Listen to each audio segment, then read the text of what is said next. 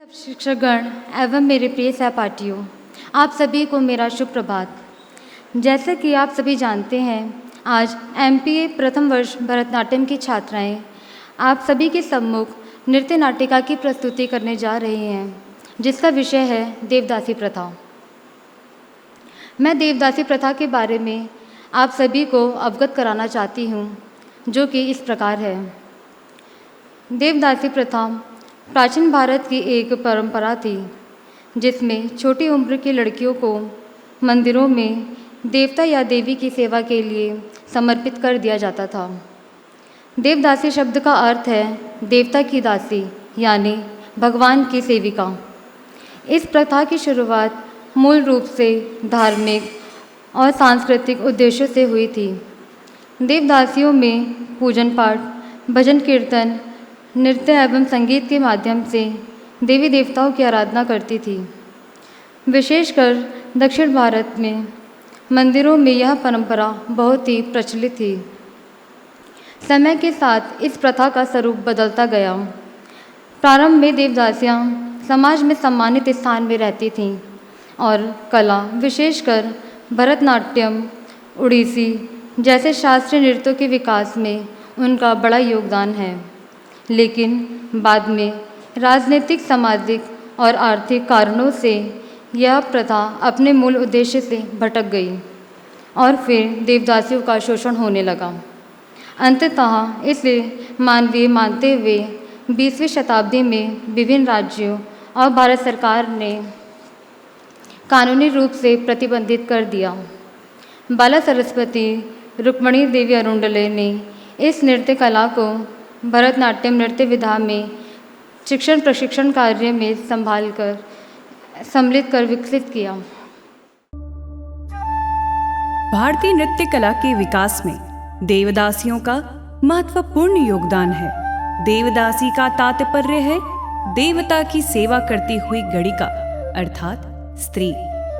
इनका कार्य देवालय को स्वच्छ करना, देवता को पंखा चलाना, देवता के सामने नृत्य एवं गायन करना इत्यादि।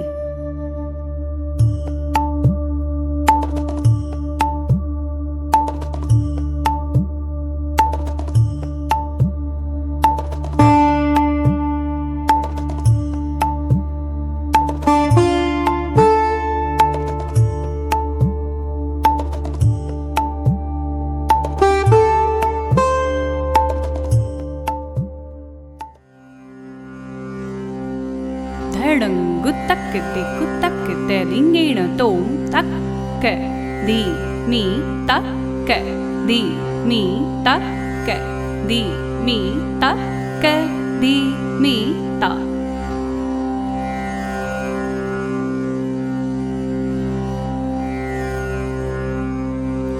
आंगिकम आंगिकम भुवनम भुवनम यस्य यस्य वाचिकं वाचिकं सर्वा वाङ्मयं वाङ्मयम् आहार्यं चन्द्र तारादि तं नुमः सात्विकं शिवम्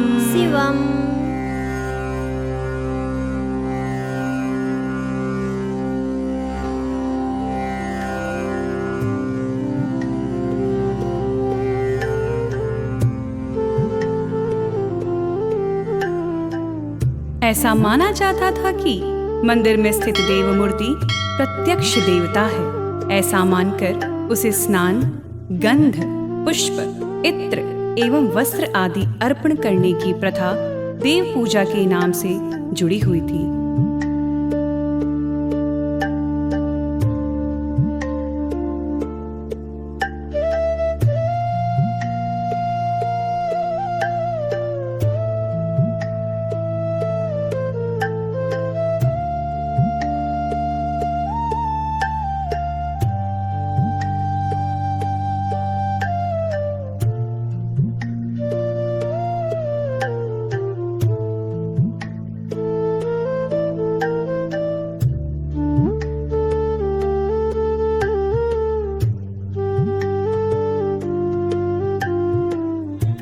इन सब कार्यों के लिए मंदिरों में देवदासी को रखने की प्रथा मध्य युग से आरंभ हुई। इसके लिए परिवारजन अपने घर की लड़कियों को दासी के रूप में देवता को अर्पण करते थे।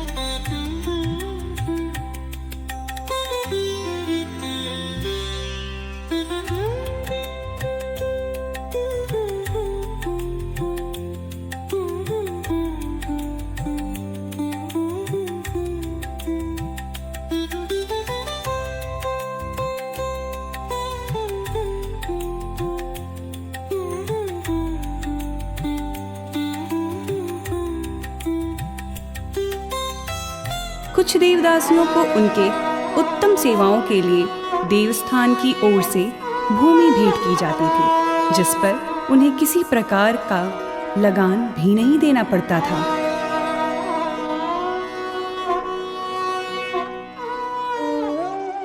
दसवीं एवं 11वीं शताब्दी के लगभग तंजौर के मंदिरों में 400 देवदासियों का वर्णन एवं सोमनाथ के मंदिर में 500 देवदासियों का वर्णन और कांचीवरम के मंदिर में 100 देवदासियां रहती थीं। इन बातों का वर्णन जातक, अर्थशास्त्र, कामसूत्र आदि प्राचीन ग्रंथों में उल्लेखनीय है।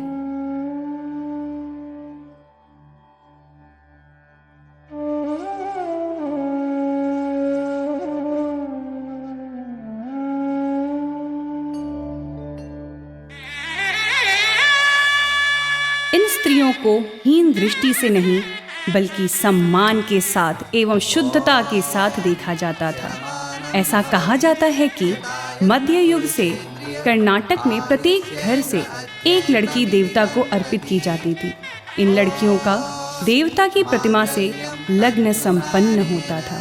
उसके बाद वह सौभाग्यवती मानी जाती थी।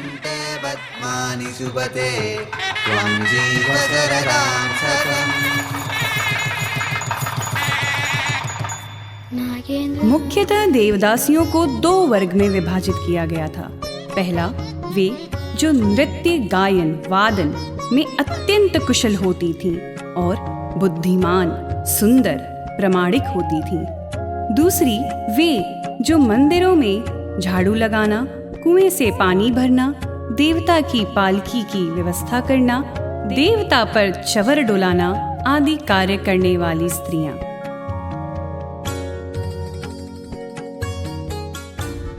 यह देवदासी प्रथा धार्मिक श्रद्धा से उत्पन्न हुई है। यह एक भावना पहले के समय में देखी जाती थी, परंतु मुगल शासनकाल एवं अंग्रेज शासनकाल में इन्हें विलास हेतु और मनोरंजन के लिए उपयोग किया जाने लगा। इस कारणवश अंधश्रद्धा की बलि चढ़ी हुई ये कन्याएं पुजारियों और अन्य लोगों के लिए वासना की मूरत बन गईं।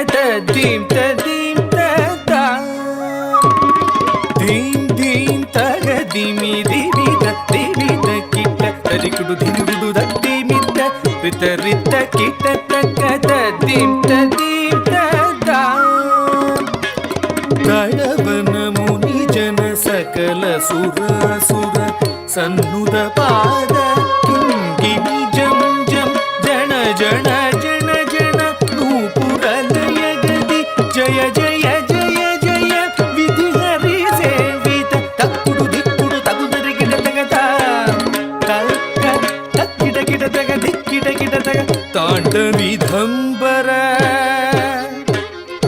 दिक्किड गिड तग दिगिदरि गिड तग व्याघ्र चर्मधर किड किड किटकिटतक त्रिशूलधर नं किटकिटतक त्रिनेत्र शङ्कर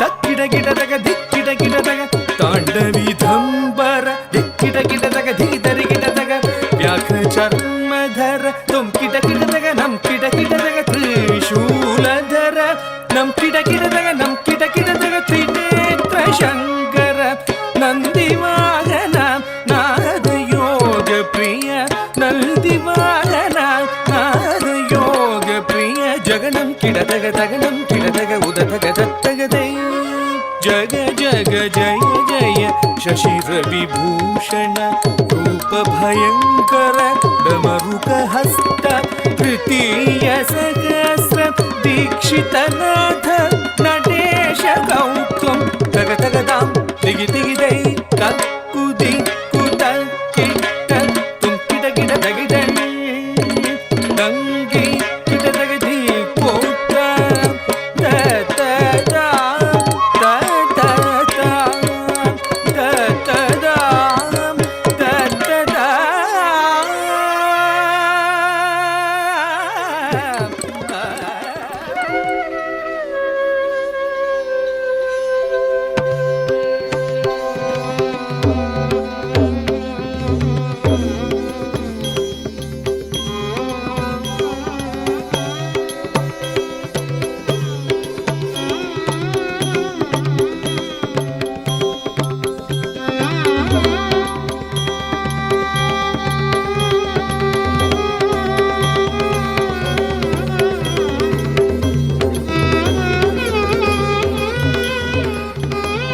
देवदासी प्रथा समाप्त करने का सर्वप्रथम प्रयास मैसूर नरेश ने किया।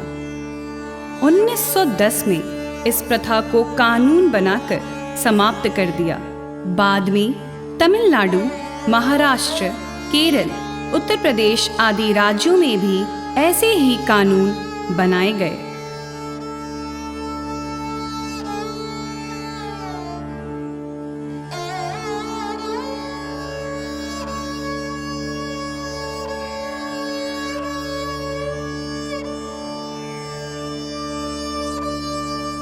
इन देवदासियों के मरने पर देव प्रतिमा पर चढ़े हुए पुष्प और वस्त्र उनके शरीर पर डाले जाते थे और उनका दाह संस्कार संपन्न होता था, क्योंकि वह देवता की पत्नी मानी जाती थी। उड़ीसा में इन्हीं देवदासियों को महारिस भी कहा जाता था।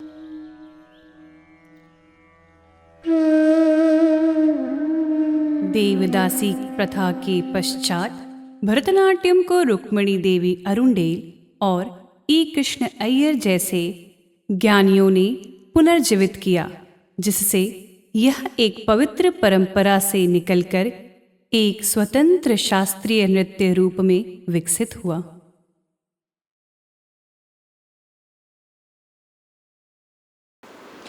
अभी आपने जो देखा वह देवदासी प्रथा छोटा सा दृश्य था। हमारी त्रुटियों को क्षमा करें। अब मैं आदरणीय गुरु कामनी सर जी को आमंत्रित करना चाहूँगी कि तो आदरणीय प्राचार्य महोदय, उप प्राचार्य और सभी हमारे जो कला साधक हैं और गुरुजन, आपने जो देखा देवदासी प्रथा, जितना कुछ कहानी इन लोगों ने बताया सब सत्य है और उसे देख करके आप ये समझ सकते हैं कि इनका भाव, राग, ताल और नाट्यम चारों की प्रस्तुति ये कर रहे थे। इसमें भाव भी थे, राग भी थे, ताल भी था और नाट्य भी था। शुरुआत की बात जहाँ तक होती है इतिहास के पन्नों में, तो थोड़ा सा कभी आगे कभी पीछे तिथियाँ इनकी आ रही थीं, लेकिन उन तिथियों पर गौर करेंगे तो 6वीं शताब्दी की बात है। 6वीं शताब्दी ईसा पूर्व से ही ये देवदासियाँ हुआ करती थीं, जो मंदिर को समर्पित हो जाया करती थीं और वो पूरा जीवन वहाँ गुजारती थी। बाद में जो ये प्रथा के रूप में बिगड़ता है, ये आता है हमारा औपनिवेशिक काल, जिसको हम लोगों ने गुलामी का पीरियड कहते हैं। मुग़ल शासन आ चुके थे, मंदिरों को नष्ट कर दिया गया था, फिर वहाँ से इनके रख रखाव और पोषण के लिए जो धन संपदा आती थी वो बिल्कुल बंद हो चुके थे। उसके बाद ये शोषण चालू हुआ। तो बॉम्बे प्रेसिडेंसी ने 1932 में पहली बार कानून बनाया, उसके बाद मद्रास में बना, और जो तारीख अगर उन्होंने बताए वो उनका विषय है, उसको याद करेंगे उन वर्षों को, और एग्ज़ाम में लिखने को भी पूछता है कि कब ये प्रथाएं बंद हुई, देवदासी प्रथा। अभी भी हो सकता है कहीं कहीं इस तरह की घटनाएं घट जाती हों, लेकिन जो दान की जाती थी लड़कियां, वो पूरी तरह से ईश्वर को समर्पित करके ईश्वर का प्रतिरूप ही हो जाती थी, जैसा कि भक्ति की धारा में हम लोग समझते हैं कि वो ईश्वर की भक्त होती थी। यहाँ तक कि उनके द्वारा दिया गया आशीर्वाद को लोग पुण्य समझा करते थे, तो वो देवदासी थी। और अभी नाम लिया जैसे कि रुक्मिणी देवी अरुणडेल का, उन्होंने इसका बड़ा विकास किया भरतनाट्यम का। ये विकास उन्होंने तब किया जब उनको खुद सिखाने वाली जो उनकी गुरु थी गौरी अम्मा, वो देवदासी थी। गौरी अम्मा देवदासी ने उनको सिखाया था भरतनाट्यम क्या चीज़ है, लेकिन उस समय उसको भरतनाट्यम के नाम से प्रचलित नहीं हो पाया था। उसको सादिर अट्टम कहते थे, सादिर अट्टम तमिलनाडु में, और उस सादिर अट्टम को धीरे धीरे विकसित करके भरतनाट्यम में आया। यही विलासिनी नाट्य के रूप में आंध्र प्रदेश में, और उसके बाद उड़ीसा में भी माहरी के नाम से जानते थे लोग। अहोम राजाओं जो शिव सिंह थे, उन्होंने फुल्लेश्वरी देवी जो एक देवदासी थी उनसे विवाह किया था, और वो 16वीं शताब्दी था, जिस टाइम पीरियड में बहुत गर्त में जा रहा था, ये प्रथा चरम पे थी। उस समय अहोम राजा शिव सिंह ने फुल्लेश्वरी देवी से विवाह कर लिया। विवाह करने के बाद इसका और विकास हुआ। तो ये जो विकास हो रहा है आसाम में, उसको नाती नाच के नाम से जानते हैं, वो भी देवदासी थी। देवघर नाटी कहते थे उनको, जो नाचने वाली वहाँ मंदिरों में और विशेष आयोजनों में होती थी, उनको देवघर नाटी कहते थे। तो ये सब सवाल हैं जो आपके परीक्षाओं में पूछे जाते हैं कि देवघर नाटी किस राज्य से संबंधित है, अहोम राजा क्या किया था, तो शिव सिंह का नाम आता है। फिर आपको माहरी जो डांस करने वाली जो नृत्यांगनाएँ थीं देवदासियों में, वो उड़ीसा से आती हैं, जगन्नाथ टेम्पल जिसका नाम लिया। बाकी संख्या बल पे जाएंगे तो अभी भी आपको मिल जाएंगे, हो सकता है कहीं कहीं अभी भी वो प्रचलित परंपरा हो, लेकिन उसमें शोषण न होता हो। अब बहुत जगहों पे शोषण हुए, उस शोषण से इनके सिलेबस में ये प्रथा के शब्द के रूप में आ जाता है। तो रेखा, अंजलि, सोनिया और इंदु, इन चारों लोगों ने भाव, राग, ताल और नाट्यम का प्रस्तुति किया। इसके लिए बधाई है। एक बार और तिथि दी गई थी नवसाधना के द्वारा, लेकिन उस तिथि पर ये लोग अपनी तबीयत को लेके ही नहीं कर पाए थे। आज फिर एक तबीयत गड़बड़ा या आपके पास सबूत मिल गया कि क्यों नहीं हो पा रहा था। तो भाई स्वस्थ सबसे बड़े है, हेल्थ इज़ वेल्थ है। अगर स्वास्थ्य नहीं है तो कुछ भी नहीं है। यहाँ पे चारवाक दर्शन आपके काम आएगा, उसके बगैर आप जी नहीं सकते। अगर आप हेल्थ नहीं है तो न डांस होगा, न गायन होगा, न वादन होगा, न पढ़ाई होगी, न लिखाई होगी। तो स्वास्थ्य पे सबसे पहले ध्यान दीजिए। खाइए पीजिए, पानी खूब पीजिए। नृत्य करना है तो पानी खूब पीना होगा, भोजन बहुत कम करना होगा। तो उस तरह से अगर आप चलेंगे तो कर पाएंगे। और जितना इतिहास है इसका, उस इतिहास को मेमोराइज करिए, मेमोराइज करके परीक्षाओं में लिखिए। केवल सतही ज्ञान से काम नहीं चलेगा, और डेप्थ में जाने की ज़रूरत है कि वो जो नृत्य कला प्रस्तुत की जा रही थी उसके भाव कितने हैं। हमारे नवसाधना का भी मोटो जो बाहर में लिखा हुआ है, भाव राग तालम, नीचे आगे श्रेय प्रेय मंगलम, मतलब भाव राग ताल जिसके अंदर है उसी को श्रेय प्रेय मंगल, इस लोक में और उस लोक में दोनों जगह पे मंगल ही मंगल होता है। ठीक है। तो जब बाहर गेट से अंदर आते हैं तो ये जान लीजिए कि इस लोक में तो करेंगे, परलोक में जाके भी मंगल ही मंगल करेंगे। तो आपको इस भाव को लेकर चलना पड़ेगा। अब भाव में ही आपका सारी की सारी चीज़ें छुपी हुई हैं, और उसे अगर करते हैं तो बधाई है आप लोगों को। एमए के लोगों ने शुरुआत की, बहुत बहुत बधाई। धन्यवाद सभी को दिखाने के लिए, करने के लिए।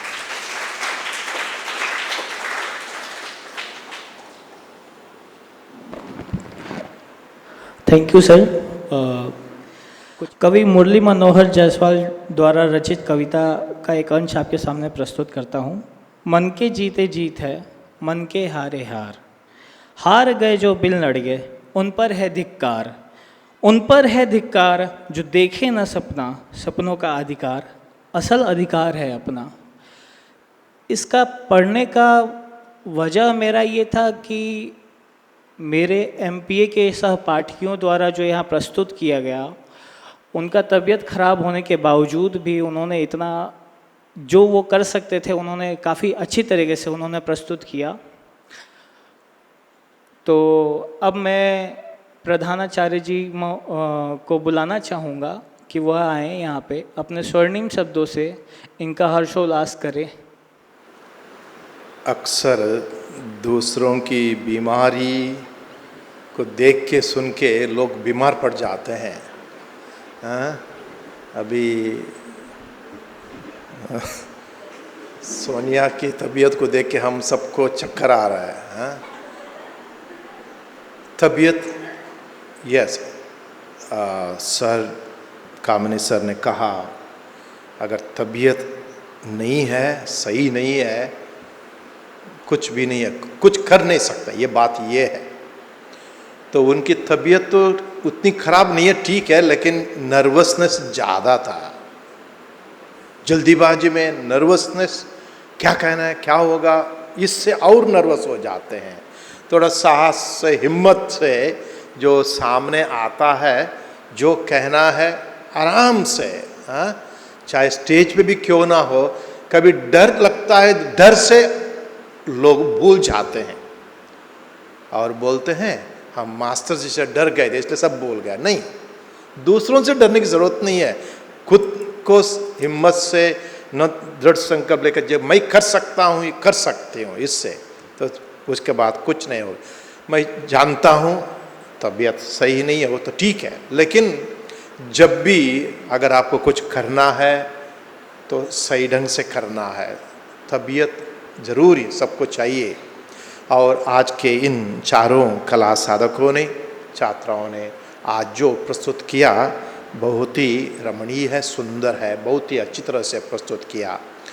देवदासी जो प्रथा, कला और संस्कृति जो मंदिर में समर्पित लोगों ने बरकरार रखी है, और जैसा कि प्रस्तावन हम लोगों ने सुना कैसे बाद में उसको अलग मीनिंग भी दिया गया था, उसलिए उसको समाप्त किया गया था मंदिर में।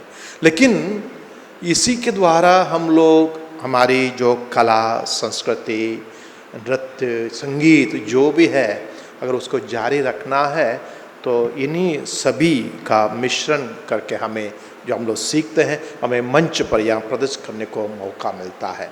इसलिए मैं आज के इन चारों कला साधकों को बधाई देता हूँ और धन्यवाद देता हूँ कि आज जो भी उन्होंने प्रस्तुत किया वो और भी अच्छी तरह से प्रस्तुत करें भविष्य में और सीखें। एक बार फिर आप सभी को धन्यवाद और बधाई। Thank you. धन्यवाद फादर जी। अब मैं हमारी सहपाठी इंदु को बुलाना चाहूँगा वोट ऑफ थैंक्स के लिए। यहाँ पर उपस्थित आप सभी को मेरा सुप्रभात। मैं सर्वप्रथम पिता ईश्वर को धन्यवाद देती हूँ जिनके आशीर्वाद से यह कार्यक्रम सफल रहा। हम सबसे पहले नौ साधना के प्राचार्य जी को धन्यवाद देते हैं जिन्होंने हमें यह शुभ अवसर प्रदान किया। साथ ही साथ हम हमारे उप प्रधानाचार्य जी को भी धन्यवाद देती हूँ। हम धन्यवाद देते हैं लाइट्स, साउंड, कैमरा विभाग के सभी सदस्यों को जिन्होंने अपना बहुमूल्य समय प्रदान किए। हम धन्यवाद देते हैं हमारे जूनियर्स को जिन्होंने हमारे मंच प्रदर्शन में सहयोग किए। अंत में मैं यहाँ पर उपस्थित सभी गुरुजनों तथा हमारे सभी सहपाठियों को भी धन्यवाद देती हूँ क्योंकि आप सभी ने अपना बहुमूल्य समय हमारे इस मंच प्रदर्शन के लिए दिए। फिर से एक बार आप सभी को तहे दिल से धन्यवाद।